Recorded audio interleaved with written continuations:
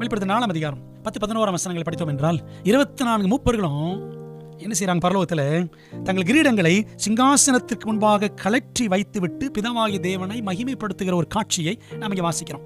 அன்பானவர்களே, நம்மோடு இருக்கிற மக்கள் நமக்கு கிரீடங்களை சூட்டலாம்.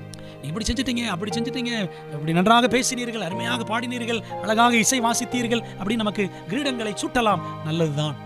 ஆனால் அவைகளை கர்த்தரின் பாதத்தில் கலற்றி வைத்து விட வேண்டும். ஆண்டவரே, என்னை பற்றி இவங்க இப்படிலாம் சொன்னாங்க, ஆண்டவரே எல்லா புகழும் உமக்கே, எல்லா கணமும் துதியும் உமக்கேன்னு சொல்லிட்டு நமக்கு வரக்கூடிய அந்த புகழ்ச்சி எல்லாத்தையும் ஆண்டோடு போய் சொல்லிடுறோம். எல்லாம் உம்மிடத்திலிருந்து வந்தது, நீர் எல்லாவற்றிற்கும் காரணர் என்று சொல்லி ஆண்டவர்கிட்ட அந்த துதி, மகிமை, புகழ் எல்லாத்தையும் அவர்கிட்ட கொடுத்தார்.